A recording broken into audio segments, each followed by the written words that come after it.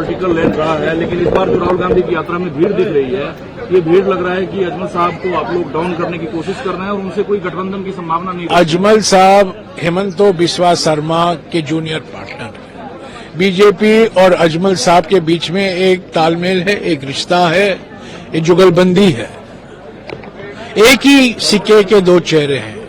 अजमल साहब बीजेपी को ऑक्सीजन देते हैं, बीजेपी अजमल साहब को ऑक्सीजन देती है, और जो अजमल साहब करते हैं, कहते हैं, वो असम के मुख्यमंत्री के इशारे पर ही कहते हैं, क्या करते हैं। सर, ममता जी के बयान में 3 महत्वपूर्ण बात है। मैं इंडिया गठबंधन के हिस्सा हूं, भाजपा को हम अकेले लड़ाने में सक्षम हैं, कांग्रेस ने हमें इन्विटेशन नहीं दिया और मैं अकेले बंगाल में चुनाव लड़ूंगी। मैं यही कहूंगा, इंडिया गठबंधन का एक स्तंभ टीएमसी है।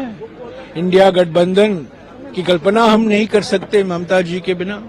कल हम पश्चिम बंगाल में प्रवेश कर रहे हैं, सीट शेयरिंग की बातें चल रही हैं और कुछ ना कुछ रिजल्ट निकलेगा जो सभी को संतुष्ट रखेगा।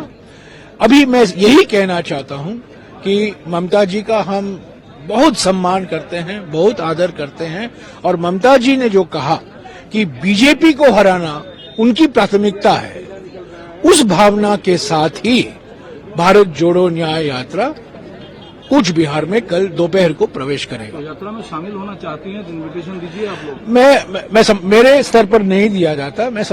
मेरी जानकारी के अनुसार कांग्रेस अध्यक्ष हैं, राहुल जी हैं, हमारे प्रभारी संगठन हैं, उन्होंने बातचीत की होगी, जरूर बातचीत की होगी। मैं सिर्फ ये जानता हूं कि 3-4 भाषणों में कांग्रेस अध्यक्ष ने सभी नेताओं को निमंत्रण दिया कि आप आइए, आप शामिल होइए। और पिछले 10 दिनों में हमने देखा है, मणिपुर में, नागालैंड में और असम में भी सभी विपक्ष पार्टी के नेता और कार्यकर्ता शामिल हैं, और हमें पूरा विश्वास है कि पश्चिम बंगाल में भी ऐसा ही होगा। कर्पूरी ठाकुर वाले फैसले को आप पाखंड से भरा फैसला भी बता रहे हैं और स्वागत भी कर रहे हैं। क्योंकि नहीं, हम पहले स्वागत करते हैं, पर यह पाखंडी का एक प्रतीक है, क्योंकि यही प्रधानमंत्री जो सामाजिक आर्थिक जाति जनगणना 2011 में करवाया गया था हमारी सरकार के द्वारा, उसके नतीजे, जाति से संबंधित नतीजे उन्होंने प्रकाशित नहीं की।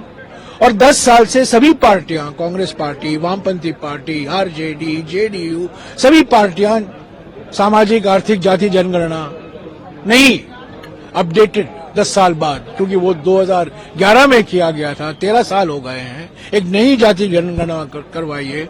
उस पर प्रधानमंत्री ने अपनी चुप्पी नहीं तोड़ी है, उसका विरोध उन्होंने किया है। और ये घोषणा होती है जब भारत जोड़ो न्याय यात्रा कल गुवाहाटी के कुछ 30-35 किलोमीटर बाहर राहुल गांधी जी ने कहा कि भारत जोड़ो न्याय यात्रा के 5 स्तंभ हैं, युवा न्याय, नारी न्याय, किसान न्याय, श्रमिक न्याय और भागीदारी न्याय। और भागीदारी न्याय को देने के लिए पहला कदम जाति जनगणना होता है, जिसका विरोध प्रधानमंत्री कर रहे हैं, जिसका विरोध बीजेपी कर रहा है, जिसका विरोध आरएसएस कर रहा है, और वही सरकार आज श्रेय लेना चाहती है। कर्पूरी ठाकुर जी को भारत रत्न उन्होंने दिया है। कर्पूरी ये मरणोपरांत भारत रत्न है, और उनका देहांत 1988 में हुआ था, यानी कि 34 साल बाद कर्पूरी ठाकुर उनको याद आया है।